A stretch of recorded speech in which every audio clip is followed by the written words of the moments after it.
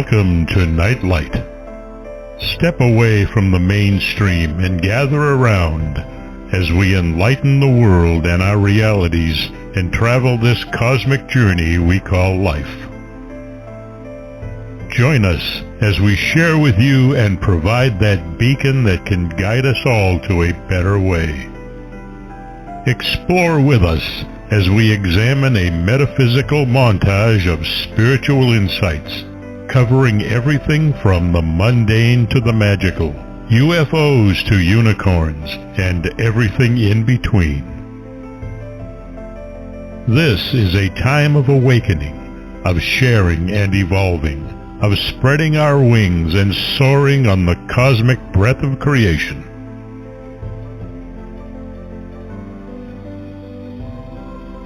Come and join with other light-minded spirits as we weave our lights together to seek understanding, enlightenment, and with a little luck, some wisdom. This is Nightlight, a reminder that you are never alone.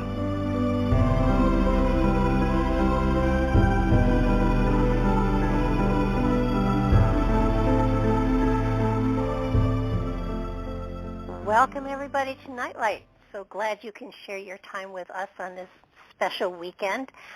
We have a very special guest today. Laura Eisenhower is with us, and we're going to be talking about unlocking human potential and addressing things like what is our junk DNA and what does it really mean? What is global alchemy and what does it indicate, and how do we navigate these challenging times from a place of empowerment? What is this ascension window period we're in, and what does it mean in terms of our own awakening and remembrance of who we truly are and what we are capable of creating? Laura is a global alchemist, researcher, and medical and intuitive astrologist. She is internationally acclaimed speaker who has presented her work worldwide, and she is considered by many to be one of North America's leading researchers on health, exopolitics, alchemy, metaphysics, and galactic history. She works to free us from the 3D holographic time loop, false archonic systems, and military-industrial complex, and exposes hidden agendas so we can take our power back. Feeling a calling regarding her message since she was a child, she's gained incredible insight through her wilderness adventures, psychic development, and has been connecting major dots about how to guide us into higher Earth energies. She has a deep understanding of Gaia-Sophia and our divine blueprint and how they connect to the Venus transits, Earth grids, global alchemy, DNA, and ET races.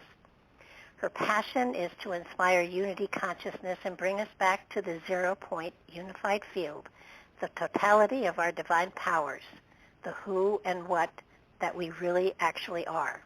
And you can find her at www.cosmicgaia.org. So, that said, welcome to the show, Laura. So glad you could give us some time. Great to be here. Thank you so much for having me. I'm going to ask you the same question I ask anybody who's been in this field for most of their life. What was the turning point for you? What was the point where you realized that there was a spiritual calling that really was beyond all of the other callings you had in your life? What was it that shifted you and your direction to go and become all of the wonderful things you actually are? Well, I mean, it was a series of different turning events. There was always that deeper knowingness since I was a child. Lots of strong communication with just, I guess, my higher mind, or just so much more than just, I don't know. I just felt like I was going on like deep journeys and really processing a lot on a very deep level. Just things about Mother Earth, who we truly are and what we're made of, and just I was almost being prepared for this ascension window period growing up. And so I always felt kind of alone in my thoughts. I couldn't really communicate them. It didn't make sense to people. And so I just pursued sort of this alternative education. I didn't do very well in school, but I would just pursue my own subjects. And I guess, it started to just really build and create sort of the person I am today as far as my research is concerned. There's many kind of facets, though, to the kind of work I have been doing because of what I've been exposed to and just being in the Eisenhower family. So I've been connecting dots between just a lot of the spiritual and the more soulful journeying and recognition of my deeper calling, and just how that links to Eisenhower and the things that were held in secrecy during his administration, and how that fits in and ties into a much, much larger picture. So I delved into like galactic history and then learned astrology along the way and different things. And then I realized, I can actually do something with this. Maybe I should write books, and I can, do readings, and I just really want to just live my passion, and I want to do this in my life. And so I just created a website, and it just ended up traveling around and then being on social media, and so some people invited me to do interviews, and then it sort of took off from there. And that kind of launched it in 2010 when people started to be interested in my story and my research and everything like that. Well, I am finding that most people who flow into this field, it doesn't happen overnight, but it is a subtopic. It's there constantly from when we're very, very young, and then we get to the point where it's a choice of, do I take on this mantle, so to speak, a spiritual mantle, or do I go the traditional ways? And most of us, have chosen to try to do the two together, and then found that it's the spiritual that has a greater calling. And I don't think any of us have gathered the information we've gathered because it's going to look good for a resume. But your resume is phenomenal. But it's sort of like there's a calling, and you research it until you can apply it to everything, and then there's a greater calling, and you go to another direction. And so everything that you've dabbled in and touched into builds into a tremendous background for being very appropriate to the times that we're in right now, because these are challenging times. These are times when people are not only taking a look at their physical reality, but their spiritual reality as well. And you have a lot of material that helps people to make that link and apply the spiritual to their physical reality. And I think it's profound that you are, I'm not going to say you're peaking, because I don't think you're peaking yet, but you're at a point in time where you have all of these different modalities you can apply to understanding what's going on within the spirit, within the transition, within the human spirit, within our connection to the cosmic energies and the other species that are out there. So I think that you have, without meaning to, equipped yourself to be a person of great insight and wisdom for the times that we're living in now. Certainly writing a book would be a great idea. Yeah, I'm working on it. I published it already, but but I think by the end of the year it might be out. So you talk about global alchemy, and a lot of people probably understand what alchemy is, but not what global alchemy is. Do you want to give us a kind of explanation of what that is? Yeah, it's just kind of a term I came up with. I'm all about soul alchemy, our capacity to turn the lead of our human experience into gold. The whole concept of transformation. Death, rebirth, alchemy, and transformation is all connected with kind of going into the dark night of the soul.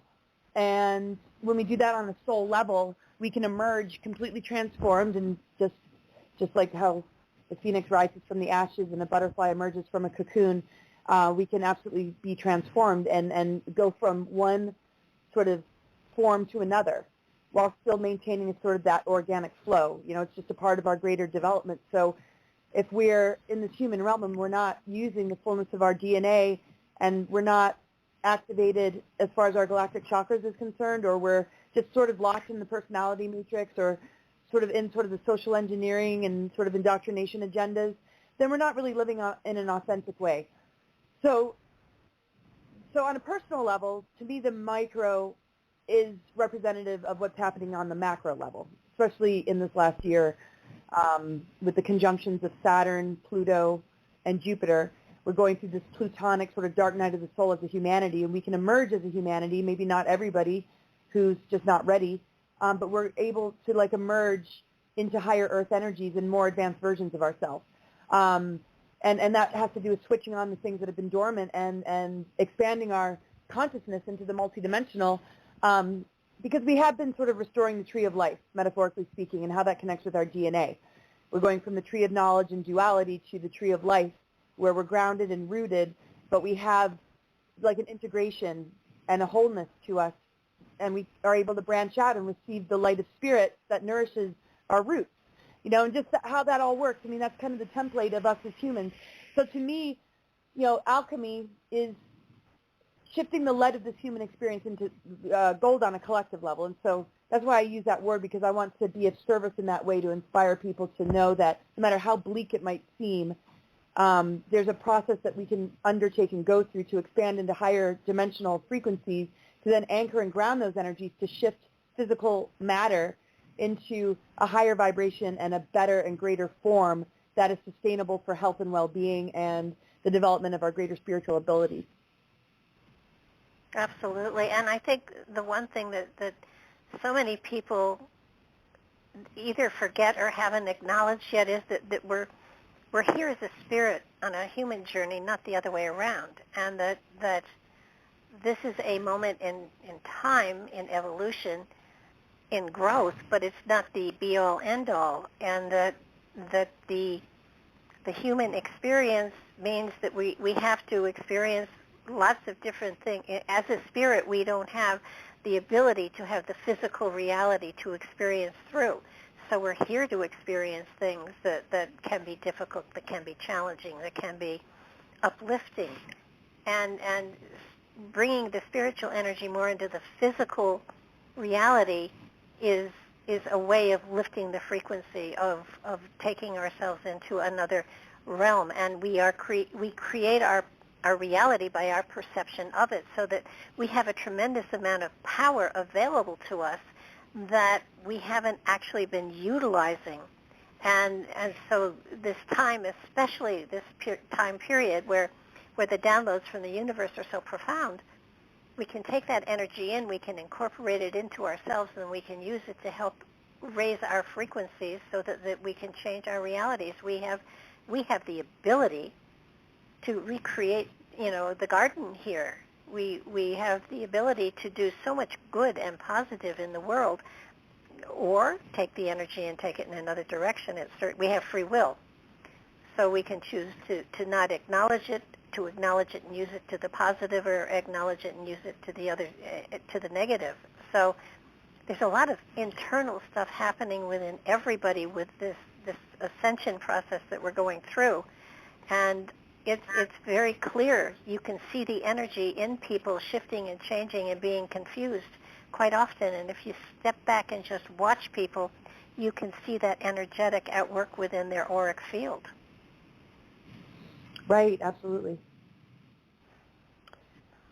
So it is definitely one of those time frames that light energy people are here to help be examples and speak their minds and their spirits. And if their words fall on infertile ground, their actions may not. So that in one way or another, people who are light energied are helping other people to see there's another way and there's a new direction, and it's very exciting.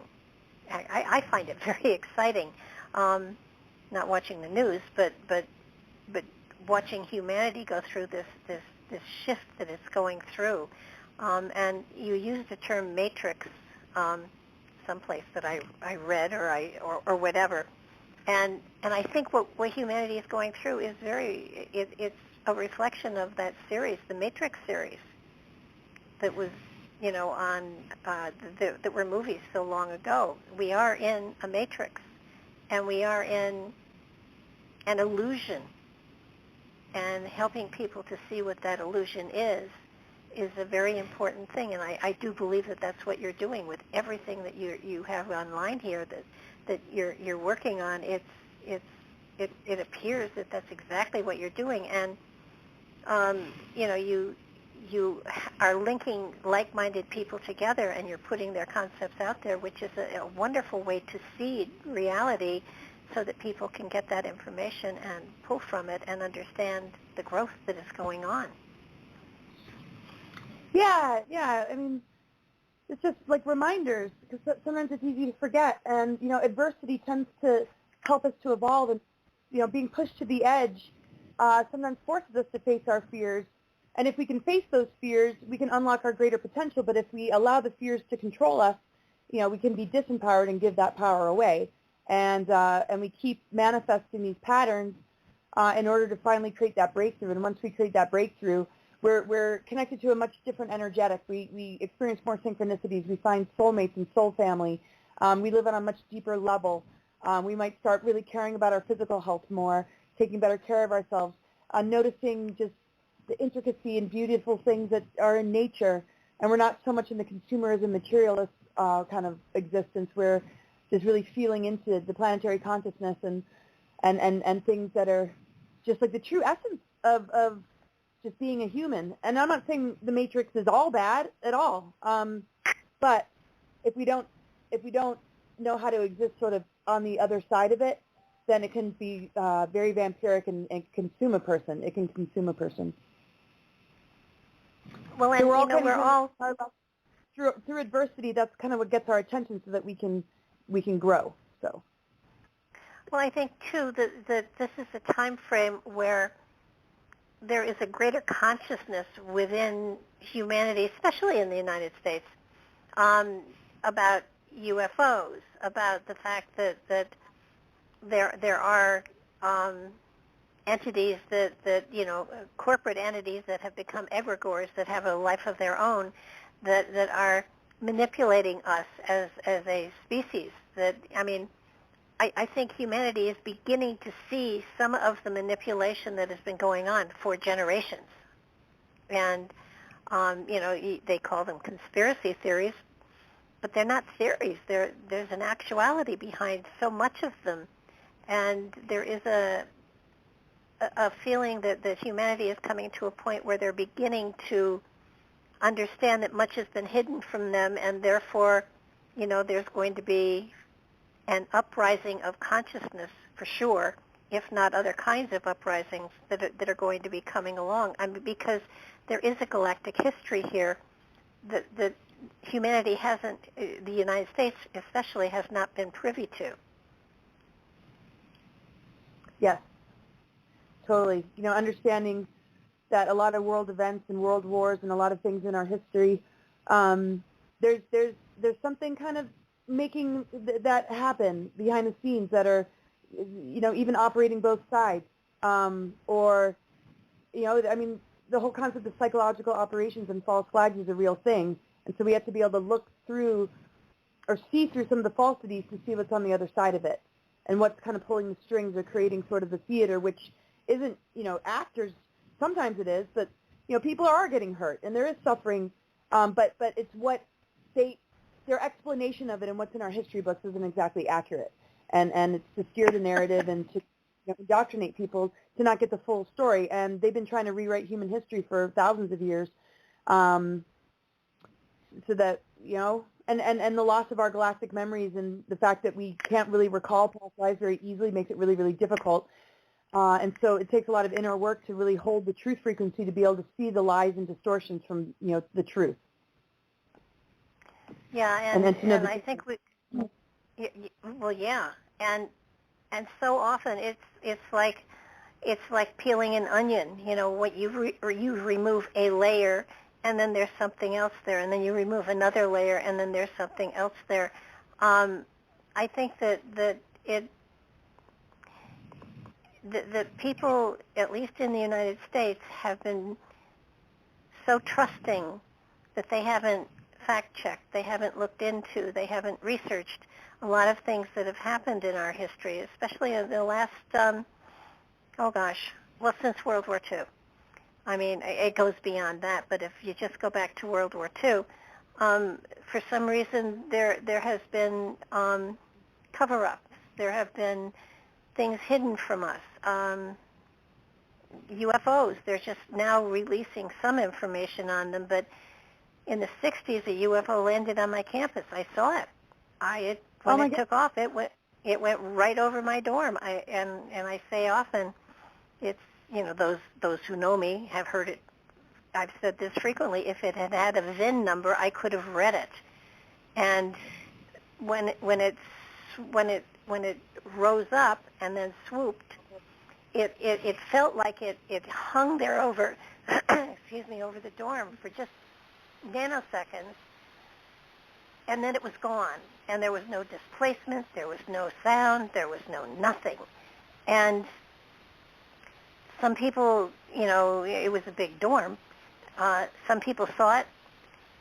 People standing right next to me saw it, were frightened by it, were terrified by it. I thought, this is wonderful. This is something else, and I want to learn more. I want to go, and so for the last 40, 50, 60 years, people have teased me about it. But it's one of the authenticated sightings that the U.S. government admits to being an authentic UFO. J. Allen Hynek was out there and said it was swamp gas, but it wasn't, and trust me, that wasn't swamp gas. But there was a total block out of information. None of the newspapers around there said anything about it. It was hidden from everybody for decades. So, when you have an experience like that and something for sure is there, the fact that the government denies it or doesn't even talk about it is a little frightening and upsetting. Yeah. It's pretty amazing because it's so obvious, and they act sort of like, I don't know, like they're trying to make contact or they're trying to, they're almost like they're playing dumb, but there's so much hidden information and documents and whistleblowers, witnesses and experiencers and contactees and millions of people and undeniable sightings. And then we're sitting here waiting for disclosure. We're waiting for the government to give us more information when, the people have really taken a step and revealed the truth. And we're waiting for the governments to validate it or tell us the real deal story. And more than likely it won't be the real picture because they're connected more to perhaps a darker agenda. It depends. So we want the right leaders who are connected with the more benevolent groups that have interacted than the ones that are deep state that are very much connected to the more malevolent ETs. Uh-huh. So it's got your reverse engineered crafts and there's just so much there. And we have to be very careful when there is any level of disclosure. We have to be careful who we're hearing it because, there's still a possibility they might use the blue beam technologies to create just fake holographic UFOs and fake alien invasion type scenarios. Some people say, oh, no, that's not going to happen, but with the COVID and all the crazy stuff that's happened in the last year, who knows? Well, I know holographically they can do tremendous things, so that I'm waiting because I'm pretty sure the next thing we're going to see is something holographic because it doesn't make sense. They did establish a space fleet, supposedly, the government did, but the secret space program has been out there for decades. So I don't know how they're going to combine the two, but I would assume that at some point in time that was the point of doing it. But yeah. Well, I would. Uh-huh. Well, do you think that was the intent of the government, that they would establish it and then they would combine the two and it would be kind of an easy transition? Wait, what do you as far as secret space programs? Yeah, my thought was when they created the space program as one of our branches of service, my thought was that at some point in time they would then merge that space program into the secret space program. Yeah, at least that's what it. I'm not quite sure how that's all going to work. You mean like Space Force and like the more, I mean, there's supposedly 10 secret space programs, some darker than others, some in service to self, kind of like Dark Fleet, sort of like the lunar bases and things on Mars related to Nazis and, darker agendas. And there's whistleblowers like Tony Rodriguez that were a part of that and used on operations.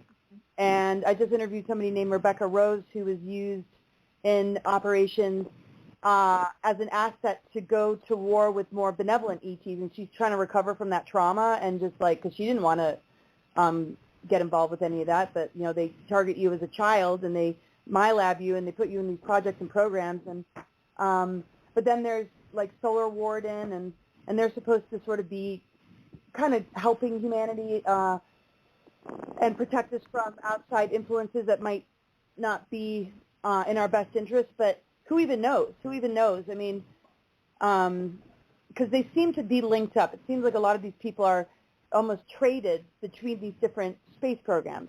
They might have been in a more negative one and then maybe moved into a more positive one. I mean, the complexity of it is so mind-blowing to me. It's really hard to wrap one's head around.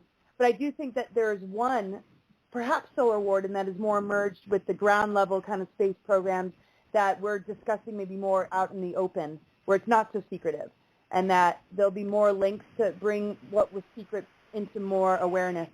But I think there'll still be a lot of hidden operations going on until we sort of move ourselves out of the danger zone of how these negative and more malevolent groups are wanting to interact. We have to break free and know what's going on so that we don't have sort of a link to them. We kind of have to overcome it through this, process of awakening and getting a full picture of like our deeper galactic history and how they kind of keep us close to them through dark technologies, implants, abductions, and all these different tactics they use here on Earth, like the chemtrails and all these ways to kind of keep us sort of dumbed down and sort of addicted to the matrix, where we offer up our loosh without realizing it, and they're just harvesting and siphoning our life force for their own means, because it's vampiric. They're disconnected from source, and so they are kind of looking for us to give them a link to life and a life cycle. So we have to recognize this so that we can unplug wherever we're connected into it, unconsciously or consciously, so that they're not going to want to bother with us anymore because they're not getting enough from us. So we've evolved. Well, if you look, through antiquity and archaeology and everything, there have been ETs have been here since the beginning of time, maybe even before then. And genetically, we have been manipulated to a certain degree so that probably everybody on the planet has some DNA that has some sort of extraterrestrial flavor to it, so to speak. And so my thought, actually, I have a feeling that when 10 years ago or so, when Ancestry.com got going and the 23andMe's, saying, give us your DNA and we'll tell you who you're related to. I felt strongly that those are programs that were looking for certain DNA combinations in order to target them for some sort of either experimentation or indicating that they were of a certain type. And with the COVID, with a lot of the testing, they were doing cheek swabs, and that was gathering more DNA. So my feeling is that they are searching for people with certain DNA, and I'm not sure exactly why. Yeah, and we definitely do have ET genetics. I mean, 12-strand DNA and beyond is a very, very advanced embodied being. The Lyrians in our deeper galactic history, we're able to hold that template, and we used to be those. We've been cut off from the rest of ourselves. There have been seals and fences put in our DNA, and our fire codes, the DNA codes got scrambled, and they call it junk DNA, but they actually hold higher harmonic universes that actually connect us with our galactic origins and other, ET groups. And it's not that these darker malevolent groups don't have a connection with us, but we have to overcome it by kind of overcoming it within ourselves, because it really just wants to keep us in the mind control and in the program, because that way it can have access to what we can't access because we've forgotten. So it has access to things that we don't have access to because we're sort of in this trance or state of amnesia, not realizing how much we're being sort of, played with, and how much the timelines are, being manipulated to serve their agenda and not human sovereignty and the true spiritual development that is available for us to explore and be on the greater organic ascension timeline, which can't be destroyed, but we can only, really be distracted away from it. So, but, people who have, stronger links to the reptilian energies, that definitely shows up in blood type and DNA sequences and, different things maybe connected to family line or bloodline. And so, yeah, I would imagine that they're, taking samples or tests, maybe, wanting to see who the star seeds are, to maybe wipe them out. But the thing is, you can't destroy that. Maybe they just, I don't know. They just want to get as much information as possible to perhaps use 5G in a certain way to target, particular, groups or soul groups or whatever. So, but the thing is, we don't need to fear death at all. And whatever happens, we're going to continue to exist in some way or another. But that's absolutely. I mean, it's just crazy when we see, the swabbing and the constant testing, and it's just like, this is so, there's something so much bigger going on behind the scenes that most people can't even comprehend. But you and I are aware. It's just hard to really nail it down and put our finger on it. But I've always thought that we carry in our DNA our own hall of records, so that we've got it here. It's available to us. It's a matter of going through that inner portal to get there. And the ego always seems to be the stumbling block. You can't do this. Sure, I can. And it's sort of like going within and looking for that link to the higher consciousness, the source, and being connected on a higher frequency level. And it's you look at people and they are so many of them are so rooted to the physical reality that they don't even realize that there is a greater spiritual reality that they have available to them with, my gosh, distant viewing and out-of-body experience and, the whole thing. And it's to me, it's sort of like this is a time where people are recognizing that they have this inner power and that they are able to control their reality to a far greater extent. And it's sort of like, a ripple can become a tidal wave if you have enough ripples that go into it.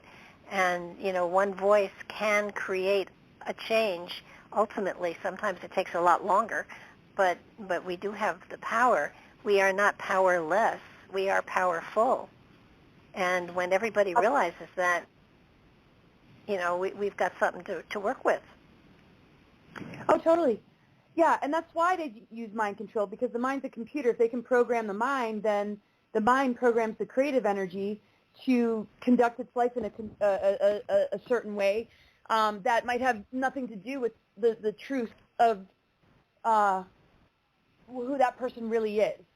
And until we explore who we are on a soul level and a spiritual level, and we go a lot deeper, we're just going to be a product of what society wants us to be, or we'll fall into the pit of divide and conquer and all these different tactics to pit us against each other so that we don't create the unity that we need to create. That can actually be the override frequency to everything that's really messed up in the world.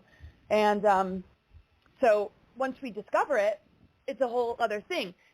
But people don't realize that their creative channels are being infected by the propaganda and narratives that, they're very much a part of the co-creation of a reality. We don't need to be co-creating. We can do much better. So when we step into that greater potential, our creative energy is aligned with greater dreams and visions, and we're connecting with like-minded people who, feel that too. I mean, there's no greater power than that once that connection is made. And then there's, trust and faith and taking action to really bring it into the physical plane. It's such a stronger and truer vibration than, just staying plugged into whatever the news is telling us or whatever, we should be fearing. There's nothing to fear about viruses or anything like that. The body, gets stronger in the face of challenge, just like we do just in life.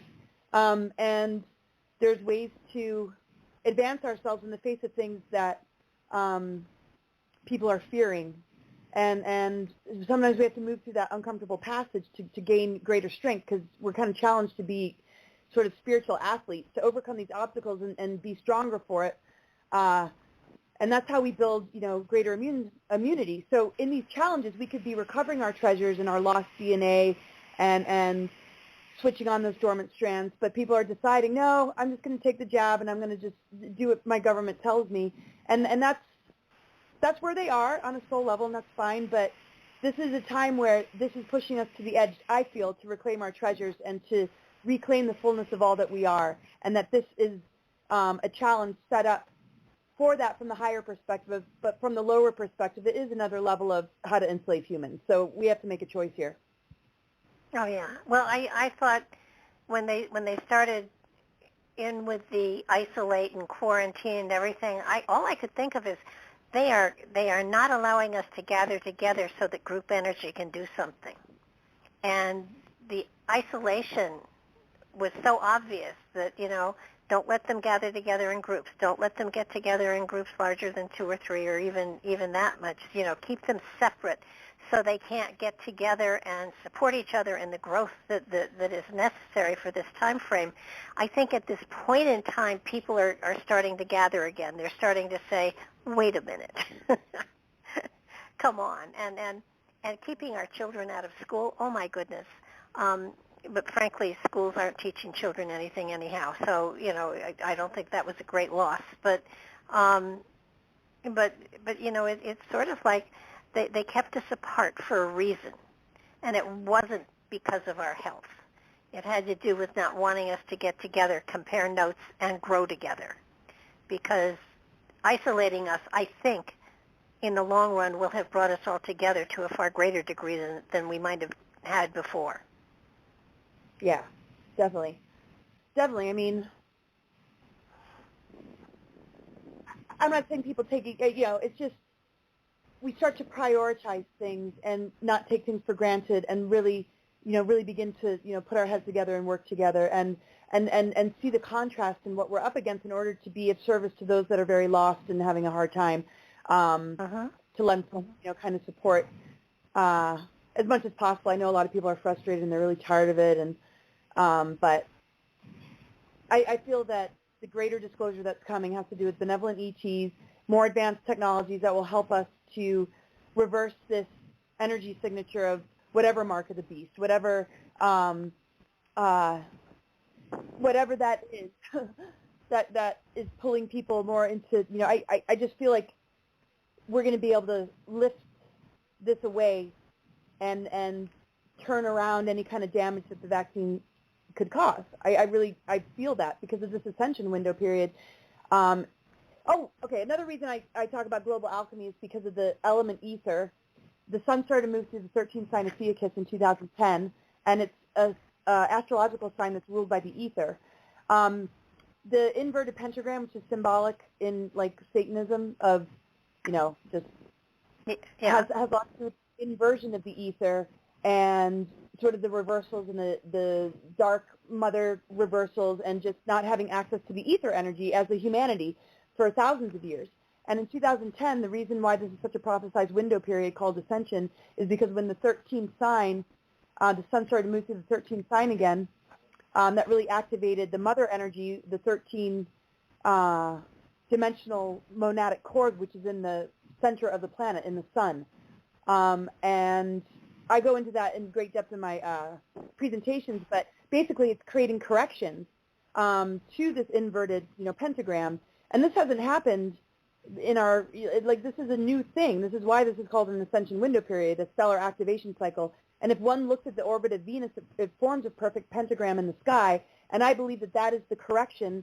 The heart of the mother, the love nature of humans is creating the corrections because it draws the perfect pentagram, the orbit, And I feel that it's reversed the pentagram to turn it upright again, where the circulation with ether is coming in, and it's purifying the contaminated elements, earth, air, fire, water, that the other points of the star represent. And so when we see the planet and, polluted waters and our skies are sprayed and just the degradation of the environment, extinction of animals, and just, and just how we've just been unwell as a humanity, lots of diseases and injustice, I feel that this correction is happening on a cosmic and earthly level that we can stand in alignment to and actually shift with it. And that's the alchemy part, that it's happening on a cosmic and global level. And I've been studying this in planetary grid network systems and how, the Venus transits sort of work and how that corresponds with also the nucleic acids of our DNA being elemental and the mitochondrial DNA representing the fifth element in ether. That literally on a cosmic and earthly level, we are able, if we can be in alignment and stay true to ourselves and true to these energies, go through an unbelievable shift, not just through our own efforts, but because it's happening at this particular stage in our human evolution. Well, and I think most people can feel the pull. Certainly, lots of people are finding they're having buzzing or ringing in their ears where they never had before. That's an energetic pull. Lots of people are finding shifts and changes within their physical reality that they aren't sure what to attribute it to, but, sometimes, the older we get, sometimes you say, well, this is age. But no, it's not that. There is a vibrational change that is taking place in everyone's body. And if you're sensitive, if you're intuitive, you are feeling it. You are feeling the shift and change that is going on. And it opens you to greater creativity, greater insight, greater wisdom, greater ability to work with your own personal energy within yourself and within your reality, so that there's lots of such cool stuff going on. Unfortunately, it's also happening right now. The veils between this and the other side are thinning, so there are people that are passing over to a greater extent, to a greater number than normally. But there are 2 times during the year where that veil does thin, and one of them is this period of time we're in right now. The other is between November and January, where the veil does thin, and there's a greater preponderance of people passing over and crossing over. But it's a time where we are letting go of a lot of our preconceived notions as to our reality and our destiny and our pathway, and how we have control over it if we only take control. And that's the one thing that I am seeing, that I am so impressed with. There are people who are finally taking control of things that are happening within their lives, understanding that the difficulties that may be coming their way are merely lessons to ascend over. It isn't meant as punishment. It's meant as a challenge to their creativity. And when you have those challenges and you understand that that's what it's for, it becomes an exciting adventure to figure out how to get over, through, and around what is in your way. And sometimes it's a brick wall, and sometimes you're going the wrong direction, and that's what the brick wall is for. But the lessons that come your way are things that your spirit needs in order to experience the growth, in order to raise your consciousness. It's an important part of life. Yes, for sure. I mean, isn't that how we build muscle? I mean, it's just, and if we don't exercise, our muscles atrophy. If we don't exercise our willpower and in alignment with integrity and good virtues and principles in the face of challenge, then we're not really getting any exercise. We become lazy, and then people get consumed by the television or movies, or they're just kind of living in this partial existence. And when the challenges come, they continue to give their power away, or they go on pharmaceuticals, or they have the psychiatrist try and solve it, or they don't go on that greater, deeper, quest for,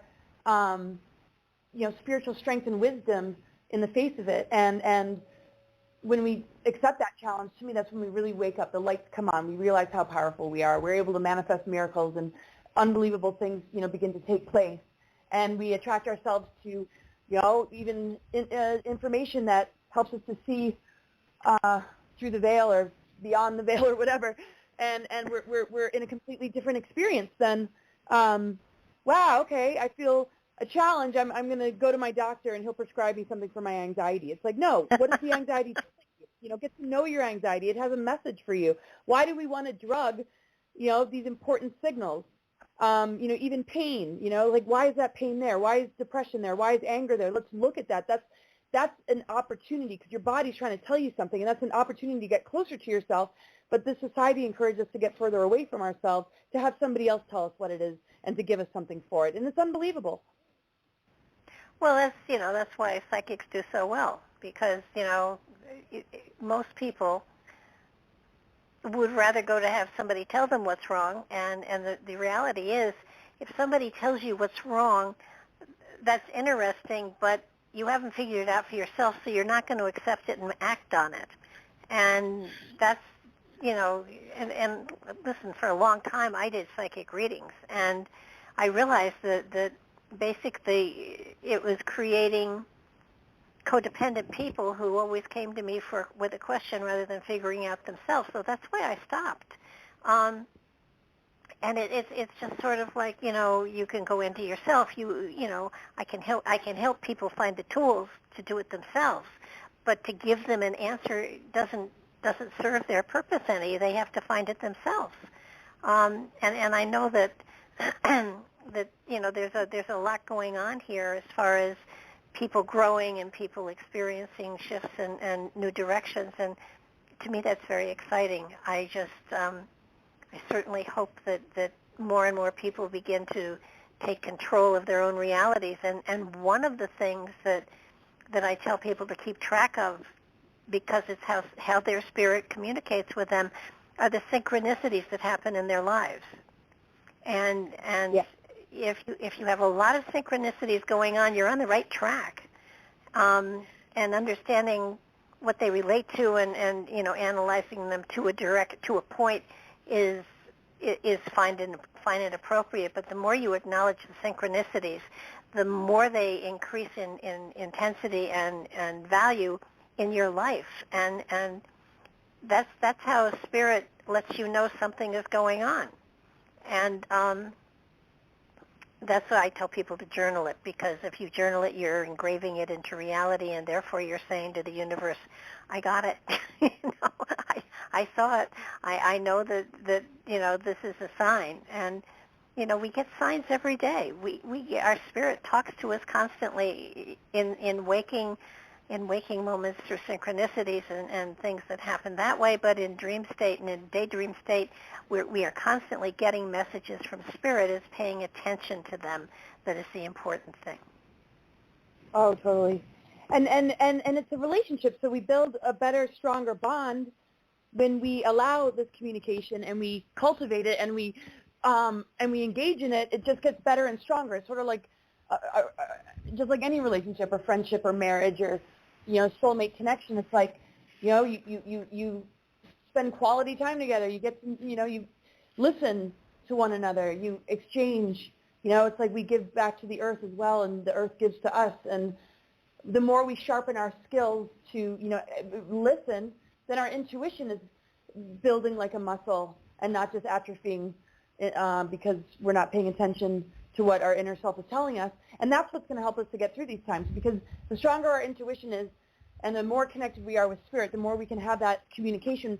We're protected. We're in the right place at the right time. And it's because, you know, that relationship and that bond is solid instead of it being distracted away and linked to, you know, what the outer authorities are telling us. You know, go off into this camp, or, you know, go do this, or it's like it cuts off our communication, and we don't have to cut that off. It would never abandon us, but if we're not listening and we're turning ourselves in a different direction, we're very vulnerable to just things that aren't so great for us. But that's also part of the wake-up call. Sometimes it has to get really bad for people before they start to see there is another way. And light workers are going to hold that space and be a resource for that remembrance for those that might not be ready yet, and that are, because everybody's eventually going to make it there, I feel. Well, I think the other thing, it's in talking, we make it sound so serious and so intense, and it is all that, but it is also a joyful celebration of light. And I think that having these connections and finding these connections, it triggers a sense of joy and light and laughter within you that is profound. It gives you a sense of knowing there is change and love and light and wisdom out there. It's a knowingness that enables you to utilize your creativity in a joyful way, so that there is a celebratory aspect of your life. No matter how difficult things are, there is always laughter and light. And if you have those two things, if you have creativity, light, and laughter, you can get through anything. Absolutely. And I've seen that work miracles in my life when I just had a shift of perspective like that. Everything drastically changed, and it's like a completely different experience. I mean, you can have two people in the same situation experiencing it completely differently. One might be just full of laughter and light, like you said, and joy, and somebody else just, I don't know, might feel like a victim and just in a, really, kind of dark space. And it's just kind of like, you can almost see how it attracts like entities and parasitic things, and it just, and it's not good for the health. I mean, because it's not just blind optimism. It's really what our bodies are capable of holding, because it maintains health and well-being. And I feel like the root of all disease, which most would agree, is blocked energy, unreleased creativity, stuck creativity, passions and dreams, maybe internalized or never expressed.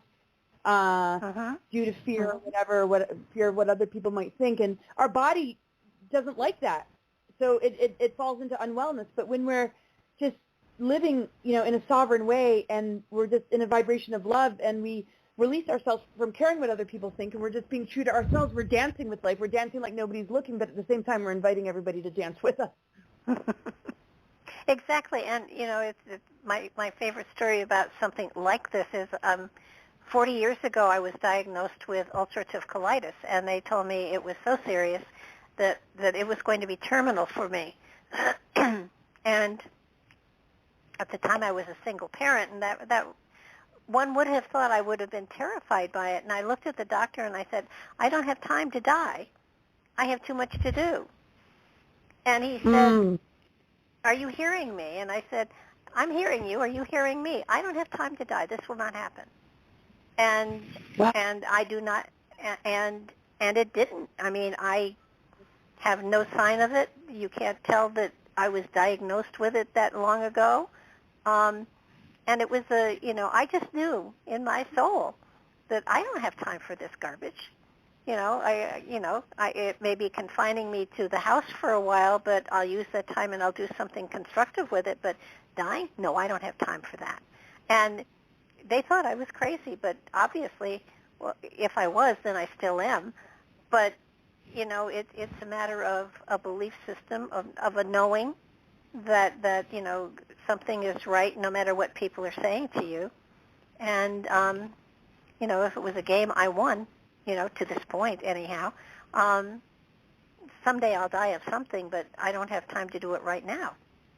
Right. And I'm sure you feel the same way, Oh, totally. That's such a powerful story. Gosh. Well, it's kind of like that Frost poem, Miles to Go Before I Sleep. Wow. I got miles to go. And so do you. And so does any light worker here. I mean, it's a matter of, we're here for a reason. We're not here for short term. We're here for a long term. And it's to prove people wrong in some ways and to prove people right in other ways. But I think that working with the light, and it's the joy and laughter that is, for me, the big key, being creative, being joyful helps you to get through anything. And you can't fake it. It has to be genuine. And if you genuinely have that feeling inside of you, you can work miracles. You know, I can walk on water, but it has to be frozen. So, you know, maybe the time will come where it doesn't be. But right now, the only way I walk on water is if it's frozen.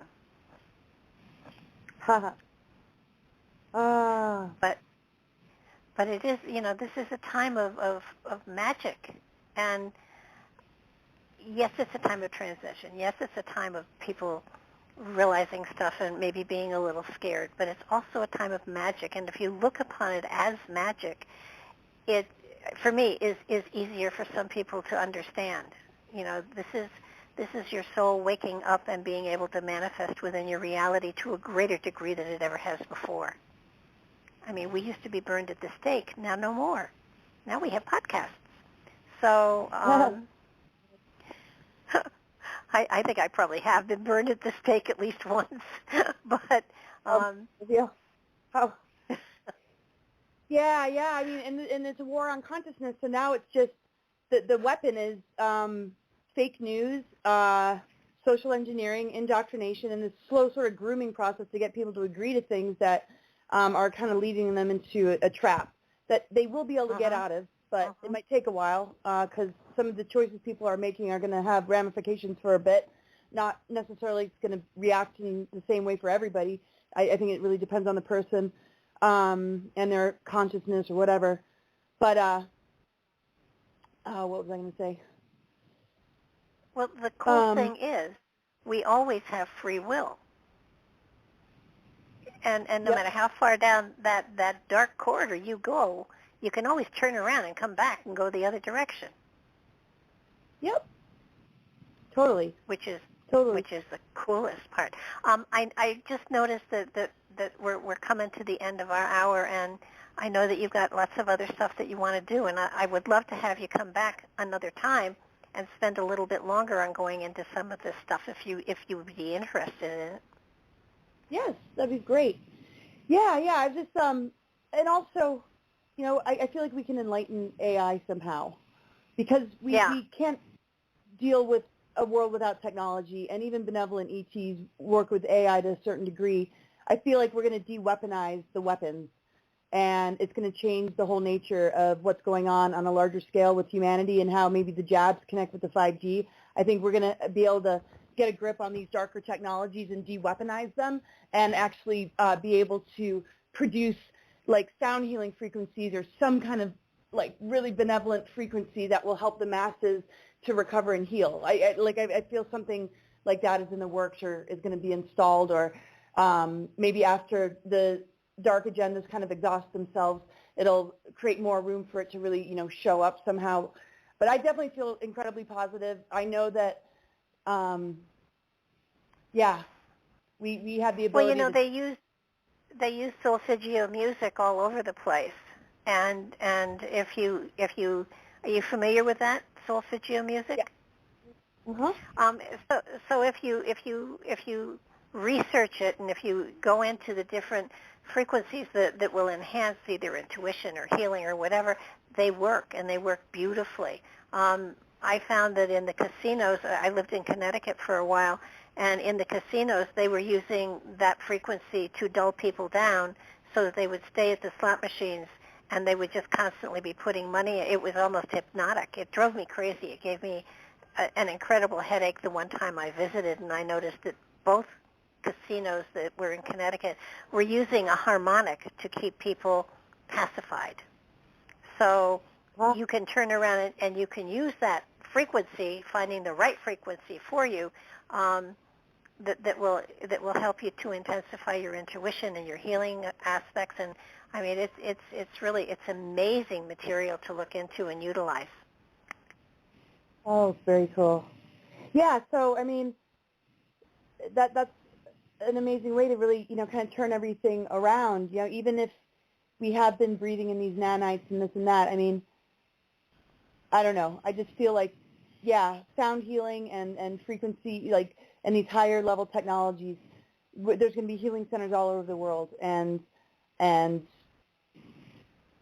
don't quite see a bifurcation. I see a split, but I see a bridge between the two things that are splitting, and I still see them connected, but not so merged. So it's like it's kind of like splitting, but there's a bridge between the two.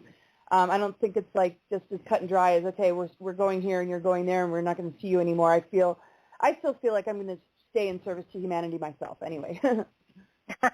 Well, I looked upon myself as, you every now and then somebody says, well, what are you? And there's a label you try to put on yourself to explain what you do to other people. And for the longest time, it was a psychic, and then it was a spiritual empath. I call myself a bridge walker now. So that I kind of walk between the two dimensions, the two levels, and I walk the bridge, and I try to stay in the middle as best I can, but every now and then I sway towards one side or the other. But I feel like a bridge walker. I feel that I can go both ways, and yet being in the middle keeps me in a place where I am drawing from both sides to enhance my reality even better. Oh, that's awesome. That's really cool. Well, it's been wonderful to talk to you. It has been a delight, and I would love to do this again. And I will keep in touch with you. You keep in touch with me. And we'll see if we can't change the world. And after that, the cosmos. Right.